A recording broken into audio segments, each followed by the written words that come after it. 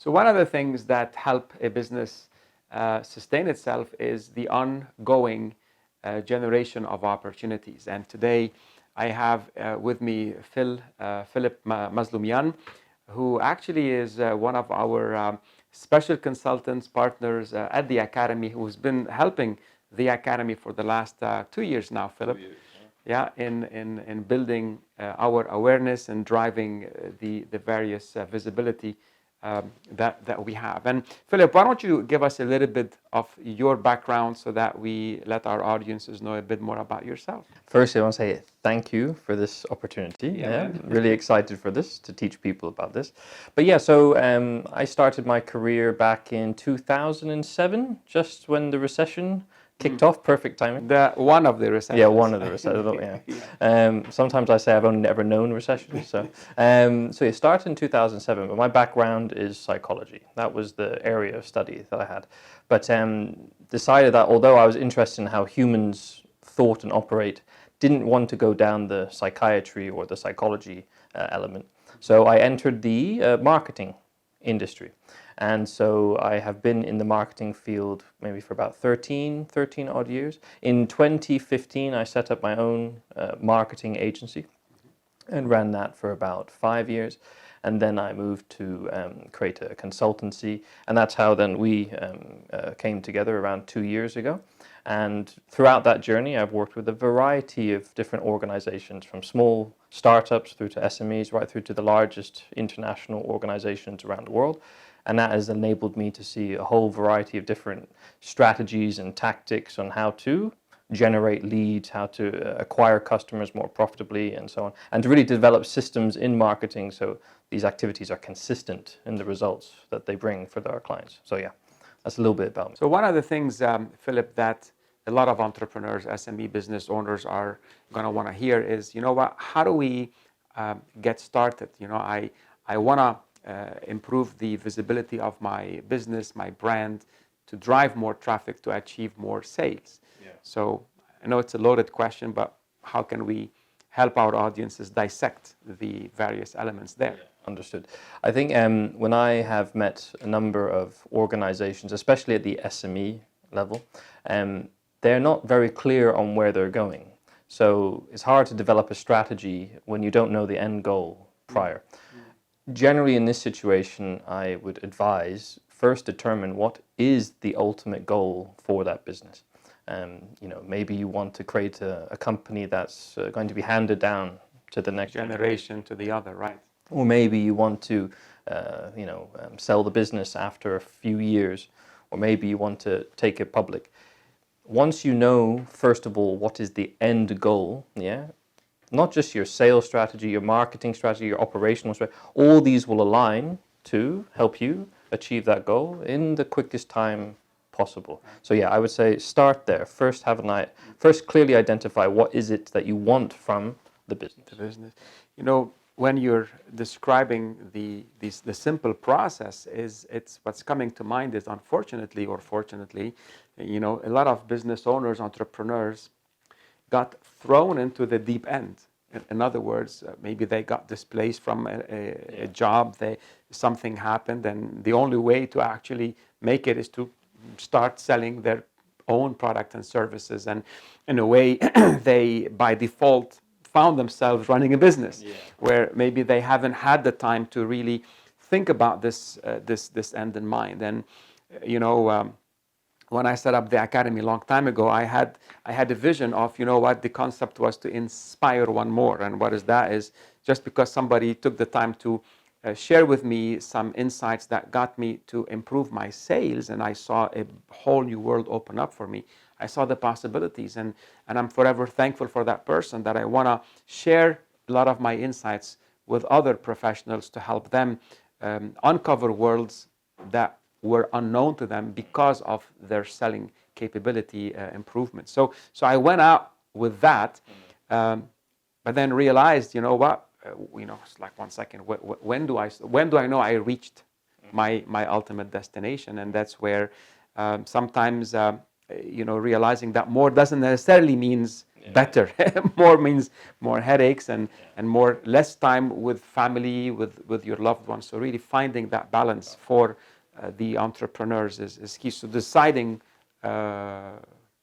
your why, or deciding your why and what do I want as an outcome is really great.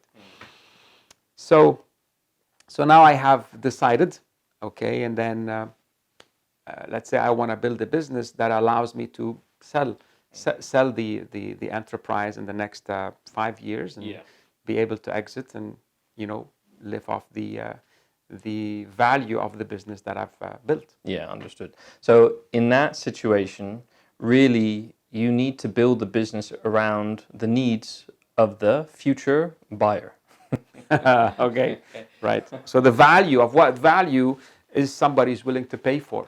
Exactly. So now I don't mean that you must put the value or the benefit of the future buyer over, say, the needs of your immediate customers. That's not. Of course. Yeah. What am I buying into? So if I'm going to buy a business worth 5 million or 10 million, are there systems, processes in place that are going to help me justify that investment?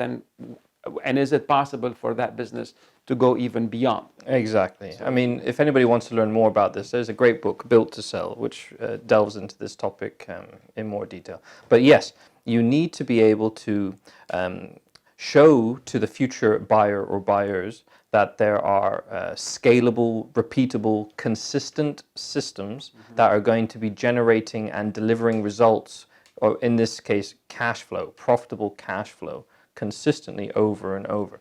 So without that infrastructure in place, and basically you could be a buyer does not want to see that a business is really tied to one individual or a few key individuals, because obviously if those individuals disappear, leave the company, then everything will fall apart.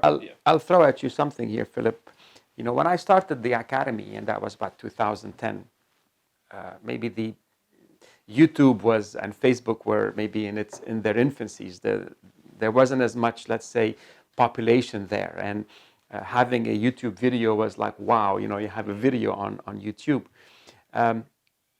When I started as a one-man band, I first started doing business the way that I've learned to do business, through the direct sales approach, which is looking at my own contacts. So who do I know that could be in need of my services, of my newly formed company, my newly formed services? So I called on some of my contacts that used to work with me at the time, were distributors of Unilever, and actually one of them found out that I'm leaving. Is like, okay, I want you to come and do this for my business. So I had, but it was a personal contact. And one thing that I've got to realize, that I started working and building, I realized this long time ago, that I cannot do everything by myself. I needed to build a network, and that's when I met our dear friend Phil Bedford. With Ascentive, and I invested in learning about the art of referral marketing, and it really paid off.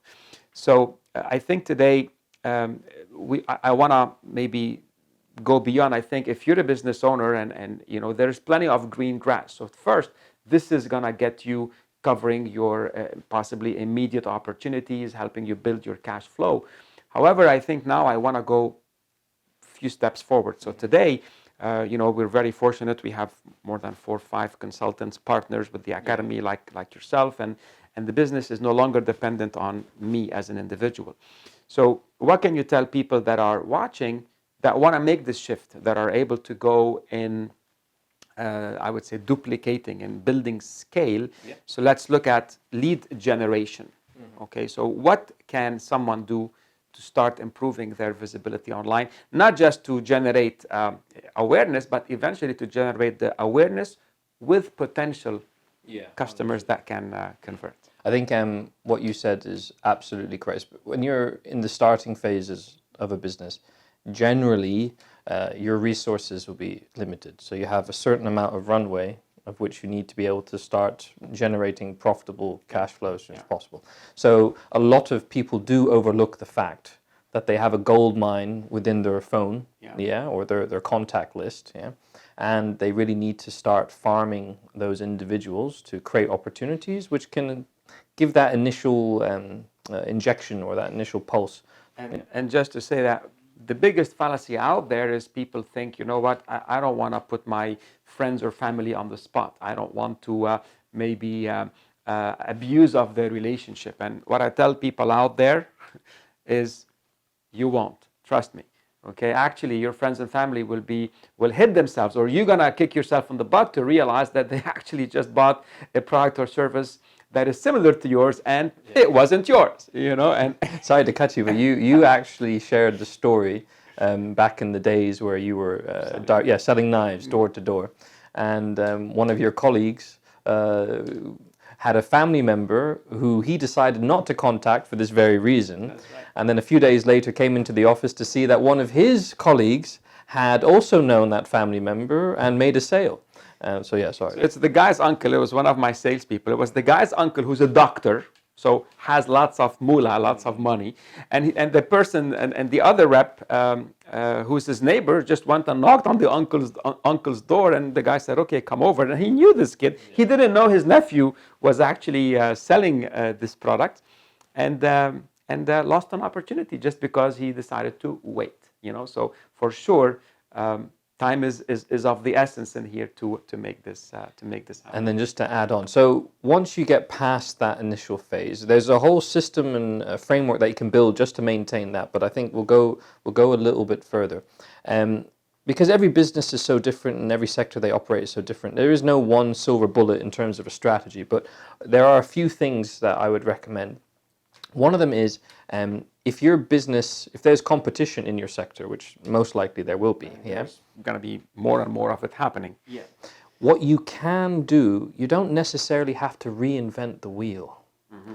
So if there is a competitor that's doing very well, if they seem to be generating leads, if they seem to be making strong sales, adding value to their customers and so on, you can analyze what they're doing, identify their strengths and their weaknesses, identify the marketing tactics they're using, the sales strategies they're using, and then see if you can model and leverage those for your business. And obviously, if you can find ways of improving on what they're doing, by all means, incorporate that. Obviously, you want to differentiate your business as well. You don't just want it to be a direct clone. But yeah, that is a tactic that a lot of SMEs don't do in those early years. And so they're trying to experiment and learn everything from scratch. They're reinventing the wheel. And that is very, very costly exercise. So the concept of modeling, Philip, is really something brilliant. I think this is today. Let us not reinvent the wheel on many things, whether it's sales strategy, marketing strategies, and the key is Kaizen, ever improving, whatever is working. How can we make these simple innovations? Innovation is not about reinventing the wheel, but making it a little bit better and finding these little tweaks there. So maybe you can take us through a typical journey that would encompass helping a business owner ensure that they're moving on the right track. So maybe a bit more of the generic sales funnel, marketing funnel that can eventually drive revenue. Understood. I think the first thing you have to do is, and it's a little bit of a chicken and egg, so you have your target audience, but then also you have the service that you're offering. So you have to determine, sometimes you have to build this out together. But you need to understand who is your target audience, match that to the right service, and then understand what are the factors that are motivating these people to buy. That's critical. And then also... So like factors that would motivate someone to buy. Yeah. Let's say I'm selling, for that matter, recruitment services. Today, a lot of people are just setting up their own. I'm selling recruitment services. So what are the factors that would motivate someone, an HR manager or a head of a department to get the right candidates moving forward? So in that situation, the surface level would be they need to hire new individuals, okay? But if you dig a little bit deeper, why are they losing individuals in the first place? Yeah. So this is what I mean by what are the factors motivating buyers. Another example is, and it's a very common analogy, is why do people buy a drill? Yeah, and typically say, well, because they want to put a hole in the wall. Okay, that's the surface level. Why do they want to put a hole in the wall? Well, it's because they want to hang up a picture. But even that is surface level. Go a bit deeper. Why do they want to hang a picture up on the wall? It's because maybe they want to experience a memory over and over again. So you have to really understand your customer and what is driving them to buy. Because it is that messaging that needs to come across in your marketing. And this gives you a huge competitive advantage because most of your competition don't go to that depth. So you're actually connecting at the emotional level. You're identifying the feel-good type of an experience from the example of your painting that you're hanging. You know, as opposed to, you know, I want a picture. So I want a new candidate. Well, not really. Well, if someone is going to come looking for an agency, you know, they actually want. They don't want a new candidate. They actually want the right candidate that is going to make a difference inside of that organization. So that means they would look good, you know, with their, let's say, internal stakeholders. That, hey, you got us the right person, and now we have sustainability. Now we have you know, the right elements that would make me feel good in my job, make me feel secure, and makes me, let's say, look good in front of my peers. If that is the way forward. Yeah, understood. And then just to go back to your question, once you have the messaging in place, you need to draw out the journey of these individuals. How does a person go from becoming a lead, yeah, through to actually making a purchase? What are all the touch points? So do they visit the website? Do they speak through another third party for an endorsement? Do they pick up the phone directly? Do they visit your store? You have to draw out all the touch points, yeah, and make sure that the relevant information is there to help them with their buying decision. So touch points you're looking at where the customer can be interacting with the brand, with the product, with the service, whether it's online or even offline to that matter. Correct. The full customer journey. And it doesn't just stop when they make a purchase. That is just the beginning of a very profitable, potentially profitable relationship. And this is, and you know probably better than I, many organizations will, or individuals even, they make a sale and they enter this feast and famine relationship and they stop. But the point is that that customer, you've already gone through the entire lengthy and time-consuming and resource-intensive process of converting them into a customer. Now, is that where the journey ends? No. They will, if you nurture them in the correct way, there's many opportunities to market and sell to these individuals, so you keep them loyal over a long period of time. And this is what we call customer lifetime value, and how to expand that. So I would be interested to know, from a sales perspective, what can salespeople do to increase the customer lifetime value of their opportunities, of their patrons? Any ideas? I mean, when you think of the type of product or service that someone is buying. So if someone is buying a product that I used to sell, has a lifetime warranty. You know, you think customers, they buy a knife with a lifetime warranty. Well, what's the point of me calling the customer again? You know, they bought it and it's gonna last. But even at that, you know, at that young age, I learned that calling and saying, "Hi, how are you, Mrs. Rodriguez or Mrs. Jones? How is the product working out?" When to my surprise, something always happened. Oh man, they're great. Actually, it was great testimonials and great ways of really building myself up, you know. And a lot of times they would say, "Oh, you know what? I know someone is getting married. I need to do this, etc. I'm glad that you called me." Actually, it was part of the typical journey to actually call customers right around October time, yeah. September, October, and possibly just say, "Hi, how are you?" and plant the seed out there to say, "Hey, you know, would it be okay to pass by and just say hi and see how the product is doing," and possibly even look at if there are ways of you leveraging some people that might need some of the products for some gift giving, so it doesn't look like it's a last minute thing. And like, "Yeah, sure, go ahead and pass by." So I learned this at a very young age, and you know, sometimes calling clients is a great way of them coming and telling you that there are some opportunities. So one way is calling them to ask for more opportunities, and one way is to call them and just say, hi, how are you? And let the conversation flow. So that's that. Now, as I transitioned from working in B2C to working with B2B, I think in the B2B environment, that is what, for me, what I call the gold mine, where every relationship you have, if you're selling them a product. So I started working with Unilever Food Solutions as the head of sales capability building for Asia, Africa, Middle East, then the head of the business, and we had a few hundred SKUs. And when you're selling food to an operator, the operator has an ever-changing business. They have a new menu. They have new trends coming up. There are new consumer insights and preferences are changing. And if a menu is static, then that customer business, the restaurant business will suffer if they don't change.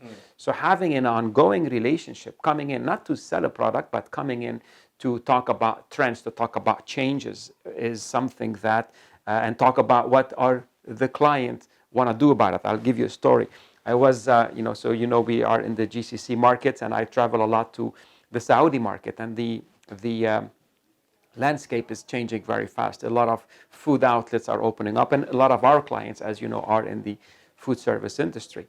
And I walked in with on a field visit with one of the sales professionals, and we walked into this QSR headquarters, and the representative had a very transactional approach to go in and ask the client, hey, have you gotten me the Chamber of Commerce paperwork approved so that they can open a line of credit? It's part of the way they do business in this part of the world. And the client was yes, and then the conversation was almost coming to an end, where the procurement manager asked him, said, great, you go ahead and sell us your price list, and if it's not within the range of what we're currently buying, probably we wasted our time doing all this stuff. And the rep was like, oh, don't worry, it's going to be, I'm sure it's going to be, we'll find a way. And then he stood up and he was about to go out, and I was like, okay, meeting finished. So I'm standing up and, following the guy, and I said, Mr. Customer, just a quick question for you. I'm not an employee of this organization. I just have a question as a consultant. I said, have you, I've been coming to Saudi here, and I'm seeing there's a lot of new outlets opening up. Are you noticing the same? He's like, yeah, tell me about it. It's like, well, what is your company doing to differentiate itself, to attract more customers, or to maybe enhance, to retain your existing customers, or to even expand your spend per customer? Now, this is the procurement director. He looked at me. He's like, Ramez, that's not my role. That's the marketing manager's, marketing director's role. I looked at the rep. I said, are you talking to the marketing director? And he said, no. I asked the guy, I said, well, would you mind introducing us to him? He said, no, actually, I can do that. I didn't know you guys did that. I didn't know you guys did that. So today, and I'll finish with this, and we'll go back to you there in a second. A lot of people, as you said, are, maybe are satisfied to get an order today.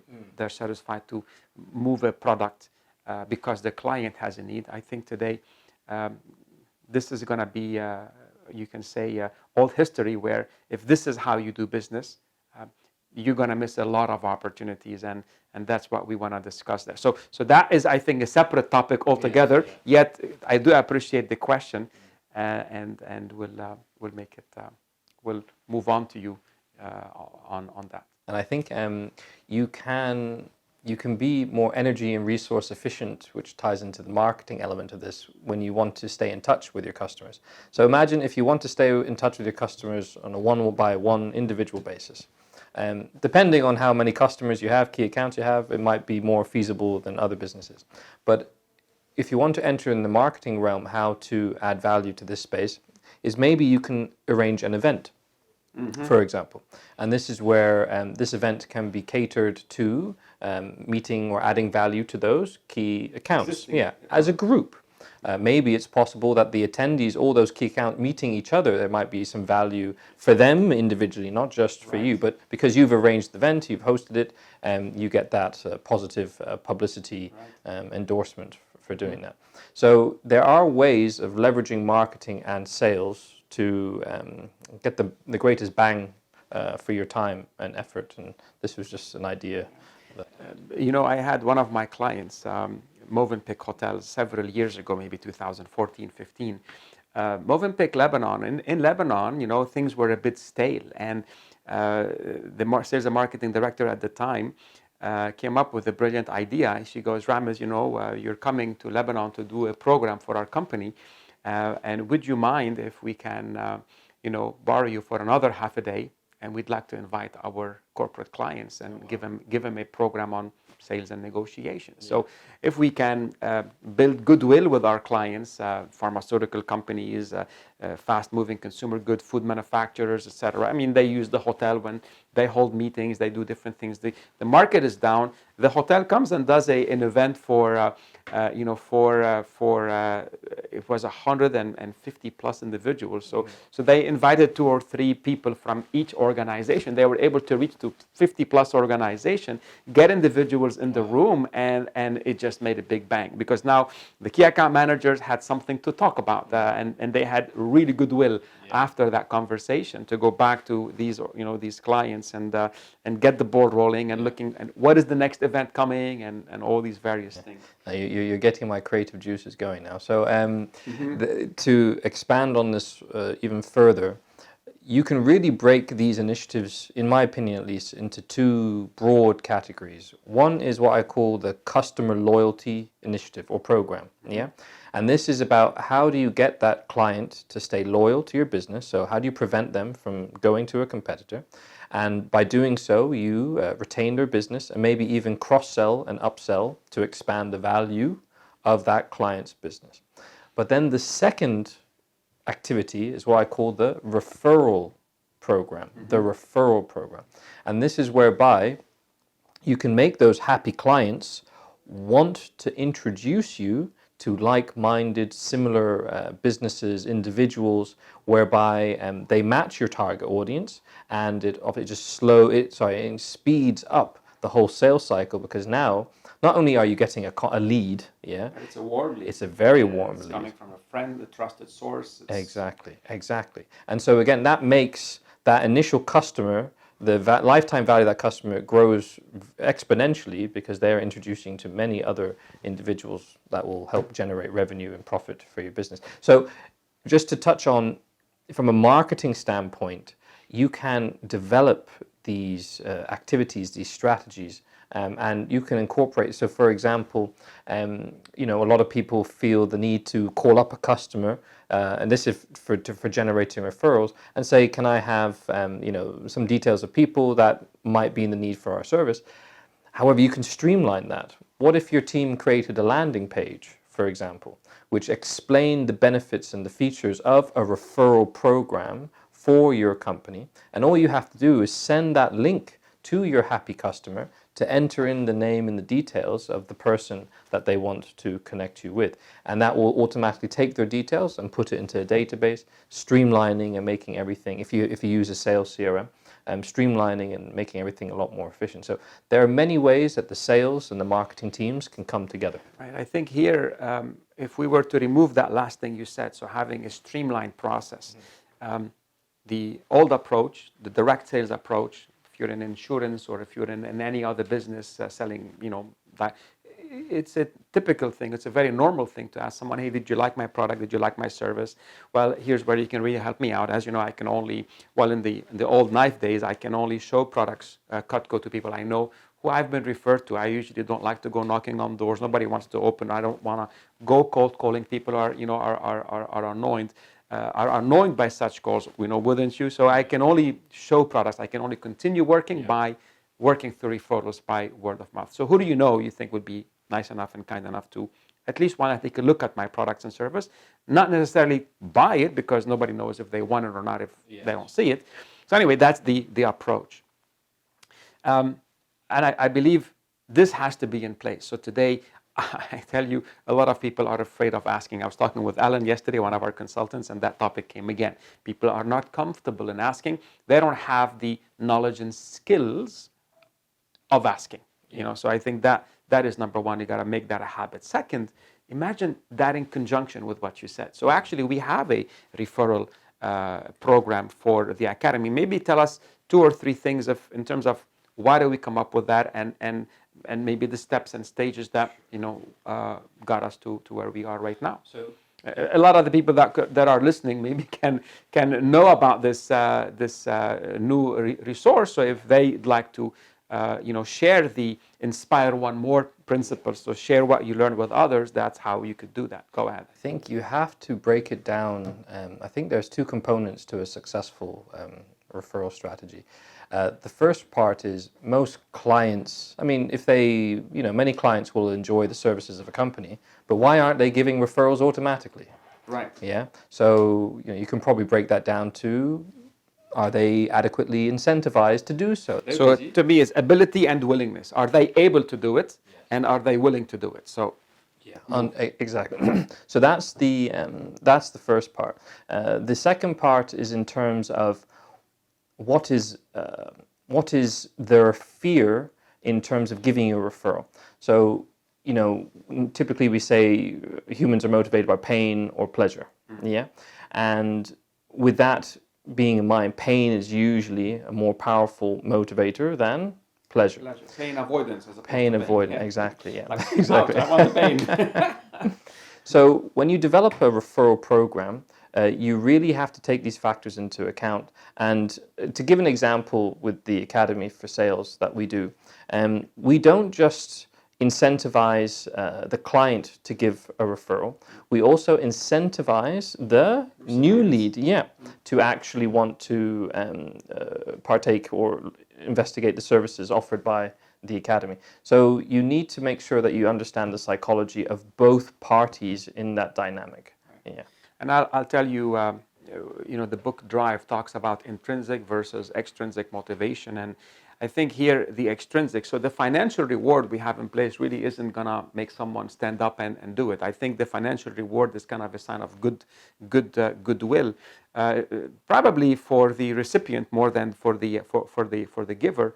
And a lot of time, in our case, the givers are incentivized to stay connected with the Academy. So to keep consuming content, to keep consuming courses, and keep learning and getting better and better as individuals. So I think here you're not going to stop your day job recommending individuals to learn more about improving their sales career. However, I think here if you care about others, if you want to continue learning, well, we want to give something back to you and say thanks and drive added value on both sides. So that's that. And you can definitely access the link. And if you'd like to send some referrals or let people know about our products and services and how they can sell more, sell faster and better, go ahead and make that introduction. We can even include the referral link. If people want to see how we've structured our referral program, we can include it probably in the description of this podcast. Absolutely. Actually visit that so that you can see how it was done and you can model that process moving forward. Yeah, great point. So Philip, thanks for I think this is really good because I believe today every business owner, entrepreneur, maybe a low-hanging fruit is to start what we started in terms of helping create a process in which their team and themselves can use this lead generation mechanism. And you're leveraging existing relationships. You're actually kind of trying to cultivate fertile ground, as opposed to going to completely, cold ground and trying to warm people up eventually. So now that we've done that, maybe can you share with us some insights in terms of, what could be some ways that once this is in place, then how do business owners, entrepreneurs go about generating leads moving forward? Sure. And just before we do, I want to quickly add, why some people might say, well, let's just start generating new leads, say through other activities like marketing activities before maybe looking at customer loyalty and referral program. Right. But I would always stress, first you should actually develop that customer loyalty and referral program in the beginning, because what happens is, as you expand into other marketing activities to generate leads, that's just going to keep Exactly. more fuel on the fire. Exactly. You've built a factory now that can handle and then expand on every lead and customer that comes through the business. So it's a very profitable venture to build out this customer loyalty and referral program from the beginning before you move into, say, other more advanced tactics of marketing and lead generation. Now, when you go into generating leads for any business, there is, and I know this is frustrating for people to hear, but there is not one shoe that fits all. It really is not that. There are a variety of different tactics that range from public relations, traditional advertising, online marketing and lead generation, search engine optimization, social media advertising. It goes on. It's very, very broad. Just within social media now, the number of platforms that are out there is just mind-numbing. it is really, and where do you start? And I think another challenge in this space is that when business owners go online, trying to determine where they should put their time, effort, money for generating leads, they're bombarded with all this information from organizations that naturally have an agenda. They're trying to sell and promote their service. But for the average business operator, they just don't know where to start. So really, this ties back into the modeling aspect. Look at what other companies are doing as a hint as to, because I'm sure they have walked the path before you and have experimented in these different activities and have figured out the ones that generally have worked best. Or not. So you just have to still put in your analysis and your testing. You know, I know we have learned a lot, and we've tested, we've modeled, and we've tested, and we've refined our approach to achieve what we have achieved. And I think this is a beautiful point to mention, because generally what happens is people will invest in a marketing / sales activity thinking that it's a one-off expense that will generate returns straight away. Or like a magic bullet. Exactly. You know, I'm gonna just use this, 20, 30, 40, whatever, 50,000, dollars, dirhams, etc., and it's gonna live happily ever after. Yeah, I wish it was that. Right. I really do. And me too. Yeah, exactly. Everybody right. We wish it, but that's why generally businesses have such a high failure rate, because to be able to record the results, to analyze the results and identify what you should do next moving forward, and continue this process of executing, analyzing, and repeating and so on. It's lengthy, it's resource intensive. But the point that I wish to make is that not enough business operators actually measure the results of what they're doing. Many business operators complain about not having a clue about their financial position, never mind their marketing. Yeah. And so what happens is they get frustrated at third-party suppliers they might have hired or whatnot, when really they need to learn first. In order for a pilot to fly a plane, they need instrumentation. They need to know their altitude, their speed. And the same thing with marketing. You need to know how much traffic is visiting your website on a monthly basis. You need to know the conversion rate, for example, of either in your physical stores or your website. Stores, yeah. And you don't need fancy software. This is another incorrect. Yeah. You do not need fancy software to do this. A Microsoft Excel sheet, with the months along the x-axis, or a Google sheet, is more than sufficient to get started and just start analyzing data. Exactly. And by the way, this is not just applicable for the marketing end. This ties into the sales end. The lead has to be handed over to the sales. And for many businesses, what we've seen in the marketing world is that the marketing team, if they're competent, they can reach the point where they're generating leads for their client, but the client gets frustrated that they're not able to close those leads. Yeah, and this is why the two departments really have to work hand in hand. Sometimes this highlights to the business operator that you don't really have a marketing problem, you might have a sales problem. And that is very, very common. People first, they diagnose, they can see that the sales are the problem. That's usually the root cause. We need more money. So then they, depending where they're getting their information, they might default that this is a marketing related issue. But more commonly than not, we discovered actually it's a sales issue, which once fixed can be leveraged, expanded by effective marketing. Right. Philip, I'll build on that by saying there are cases where sometimes the sales professional calls a lead and they haven't even read the let's say the banner ad, or they don't even know the promotion, and then they wonder why they're not converting. So I got interested in contacting the center for XYZ, and when I get called by the sales professional, it's north and south or east and west, and that really again proves that marketing and sales have to work together, and the closer there is that tie, and I would say the more consistent the sales approach is to the marketing, to what grabbed the attention of the potential client, the more consistent it is between the phone conversation, email, and that interest, the more things will continue, right? So that really is another thing. And if I can just say, just to be more specific, you might have an SME at the smaller stages. They're a one-man or one-woman show. So they are the marketing person, they are the salesperson. Mm-hmm. So there's complete alignment Correct. Over their marketing activities and their sales activities. Yeah. But as you start, especially companies that are about 5 years and older, and they have a product or service that is in demand, and so sales are relatively consistent, that operator might start naturally to hire sales people, or they might hire marketing people, whatever it be. But really, whenever they're the ones signing the checks to make an investment, they should really take ownership of educating all the relevant persons, not just sales and marketing, by the way. Sometimes it can be the reception, it can be the delivery teams, whatever. They need to be fully educated on what is being promoted by the business, so that everybody's aligned. And there's nothing worse than approaching a business and there's inconsistent messaging between touch points.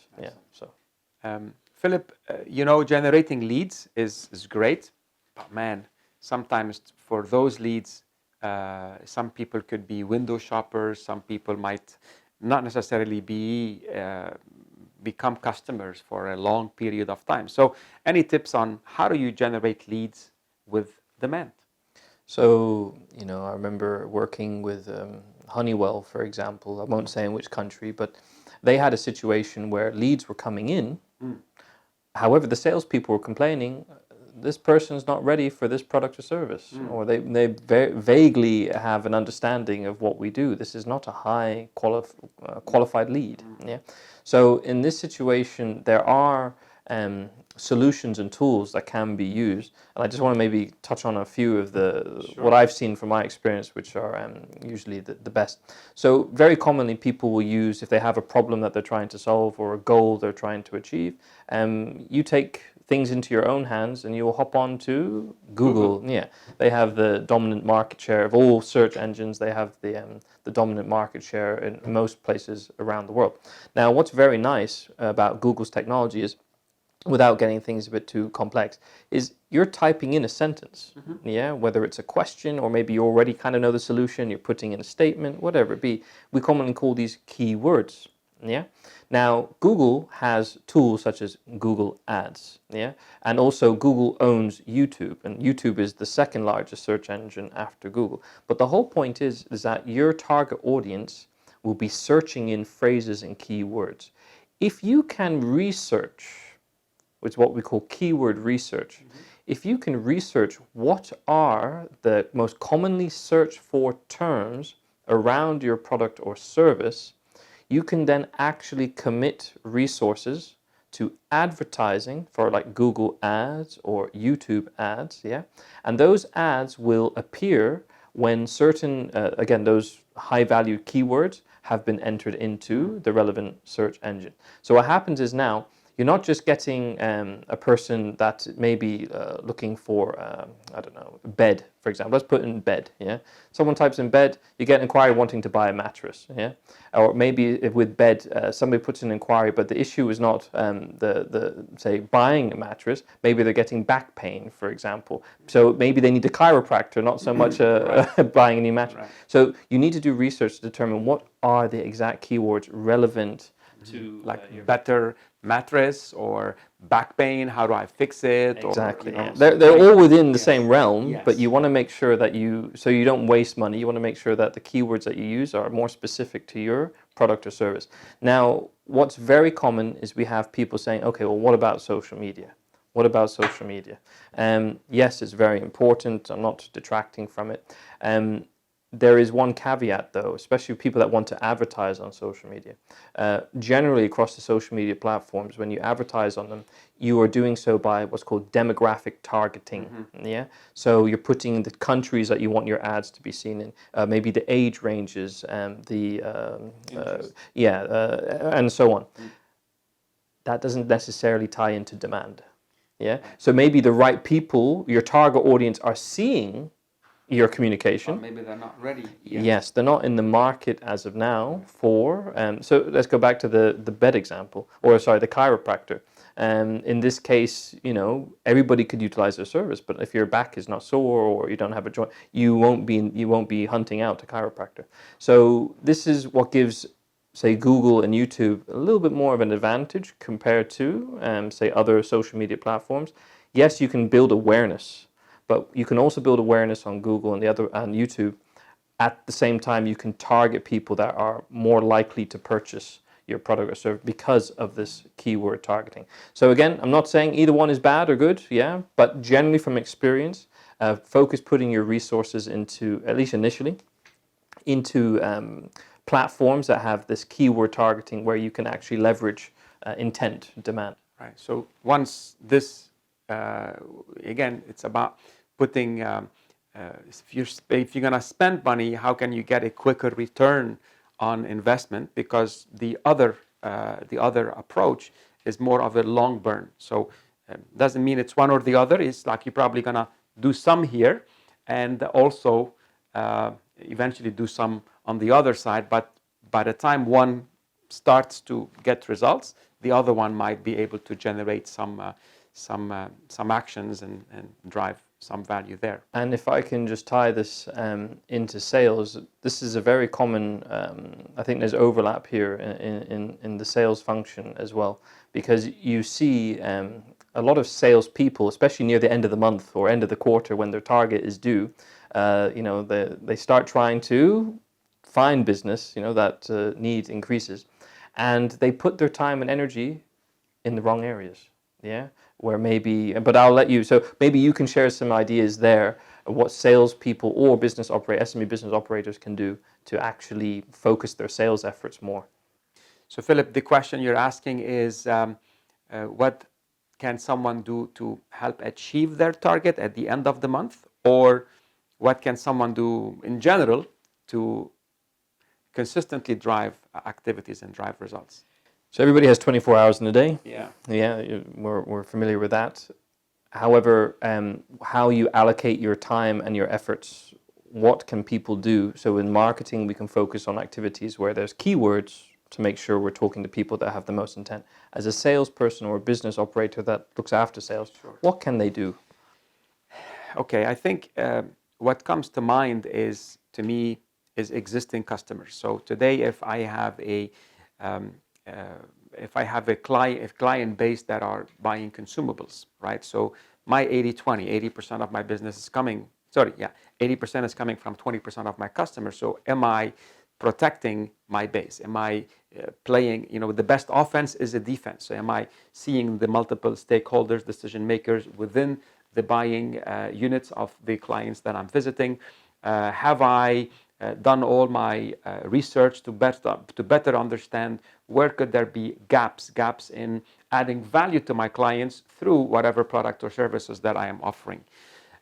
So today, if you were to look at a basic, let's look at a restaurant. Restaurant will have a a menu. The menu has appetizer, main dish, it will have dessert, side dishes, and it will have beverages. So today, if I look at the trends, so this is what the customers of the restaurants are coming in to the outlet, they want to consume something, they want to say what's new. And this newness is what attracts more customers. So today we know that vegan is on the rise. Today we know that healthier options are on the rise. Today we know there are all these new trends that if ignored, an outlet basically is cornering itself. So it's you are becoming out of what somebody is looking for. So if my services and products include things that I can put in the appetizer or breakfast or in the main dish or the side dish, or so I need to see where there are gaps in my client's offering, and then be able to show them how this can help them in being more relevant to their customers. And as long as the operator, the client, is seeing value, I'll tell you this. I know there is one of my clients was telling me this. He goes, Ramez, you know what? You're right. I have this client, this friend of mine who works with a distribution company that is hated by this customer. But when the salesperson walks in, because he's a specialist in this seafood area, this guy knows his fish. The customer cannot ignore this person because he will go in and he will educate the customer on what could be better items to do, what in the menu, avoiding seasonalities and optimizing costs and things like that. So the rep is definitely bringing his product knowledge, his industry knowledge, his competitor knowledge, his insights into offering those to a client. Now tell me, how can you say no when someone is coming in with such a value? So for me, if the customer is seeing value with the sales professional, that customer is going to want to continue doing business. So for me, it's making sure that as a sales professional, to hit your goals and targets, you better be up to the I would say up to speed with your content and your knowledge, where you're able to add value to your clients, to your existing clients, so that you can optimize your entire portfolio and you're selling on all different fronts. You mentioned the 80-20 rule. I'm glad you did, because I think it's important that we spend. So for people that don't understand, there was a chap called Wilfredo Pareto, and he discovered that 80% of the land within his or property within his area were owned by 20% of the population. Now, throw that story out, that's not so relevant. The point is that there is this general observation where 80% of effects are tied to 20% of causes. Yeah. So now, in a marketing sense, if you want to generate more leads, reduce the sales cycle, optimize your spend, whether it be in marketing or sales, as a business operator, you can actually look at the data that you've gathered over the time of your business's operation, and you can run what's called a Pareto analysis. And I highly recommend that people, they can do a quick search on YouTube about this. There's many examples. And you can identify which are, for example, the countries, the 20% of countries that give you the most orders, or the 20% of companies that give you the most orders, or which are the 20% of the salespeople that generate the most revenue, and so on. You can go to great granularity when doing this Pareto analysis.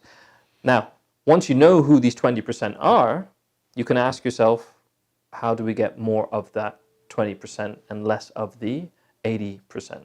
And by buckling down and focusing on that 20%, you get greater. Those 20% will have certain characteristics, so clarifying. So we'll find that there are a certain size organization with specific needs, with specific requirements that we seem to be a sweet spot. So that analysis can definitely be a tool for helping professionals hit their goals. So once you do this analysis, so again, it's protecting your base, you're making sure you're giving value to your existing customers, and then making sure that if you're going to go on attracting new customers, that you're talking with customers that are more likely, we call them the ICP, the ideal customer profiles, that are like those 20% that are giving you this value. And then I'll build it up to then add and say, you know what, then it's a matter of it's a matter of numbers game. So it's, you're prospecting, presenting, closing, following up, and present and negotiating.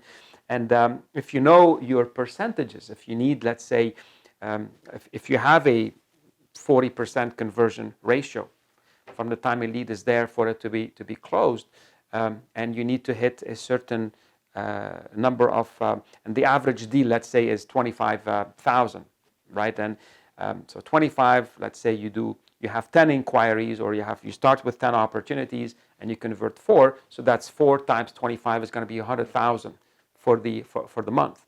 If your goal is 150,000, well, you definitely need to ensure that there are 10 opportunities 5 more opportunities that you work with, so that the numbers work themselves out. And there's a whole, I would say, science behind looking at, some people are happy with and they have successful businesses with a 10% conversion ratio, going from cold leads. Some are even lower than that. So there are many things that customers and sales professionals can do to improve the efficiencies. I think that could in itself be an entire area for discussion, and looking is, it's like as simple as, a call to an appointment. So a call to an appointment with someone. Some people don't leave it to chances to call someone without really having a path of how do you connect with the individuals. You drop relax their fears and increase the level of trust, so they will want to give you an appointment. Some people think that the phone is to make a sale, and if your approach is doing that, you're going to keep struggling. And actually, the easiest way to increase sales, if you look at the funnel, is not to improve the bottom numbers, but improve the top numbers. So simple phone skills that will improve the number of appointments you get to then do everything else that comes into that. So that is my bits of insights onto that. So work the numbers backward, and then discipline yourself to follow through to do the hard work. Understood. And if I can just add one last point to that. From a marketing perspective, some metrics which are commonly overlooked is not just the number of leads or the number of clients, but the money that goes into acquiring each lead and each client. So we normally call this cost per lead or cost per acquisition. Yeah? And this is why it's critical to measure all of these metrics across your business, the full marketing and sales funnel. And you want to be able to analyze, all right, maybe this person became a customer, but have you spent more money trying to acquire this person than they actually bring in? Yeah. And I've seen this many times before, and companies can't understand why their profitability or their cash flow is suffering. Is because they're putting so much emphasis on marketing, which is great, but they're not doing it profitably. They're not focusing on how much money they're spending to get the leads, looking at the conversion rates, and then obviously how much money that converts at the acquisition point. And to tie into your point earlier about closing rates and conversion rates, sometimes you need to really emphasize on increasing the closing rate, and that will fix the other metrics. And that is where you need to have a better understanding of sales, because obviously that really is one of the core drivers of improving the closing rate. So anyway, I'll leave that point to you. Absolutely. So just as a way to wind down our conversation, this has been a great value, Philip, giving our audiences. We've had the motto of we help you sell more, sell faster, and profitably. I think we're going to add, we help you attract more customers so that we can help you sell more and faster and profitably. So Philip again is a great person to bring in value from a marketing lead generation into any type of a business who's struggling, wants some support. Feel free to reach out to us, and we'll be happy to have some at least a quick analysis to better understand, could there be a way of us adding value to your beginning of your sales funnel and moving things out. Philip, thanks a lot for sharing a lot of your great wisdom and great insights. And I'd say today, by sharing these insights with our audiences, I believe we're bringing in an additional leg to the equation, and that is to help you sell more, faster, and profitably. Maybe, just maybe, you might need to look at, are you able to generate more opportunities to get them in the funnel and drive things forward.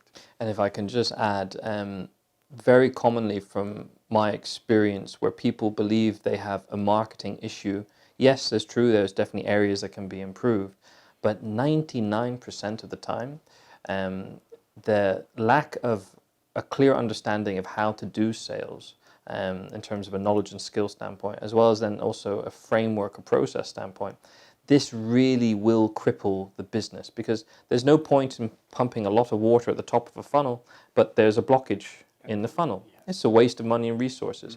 So I do stress to people, and not just business operators and sales executives, I'm talking to marketing executives as well.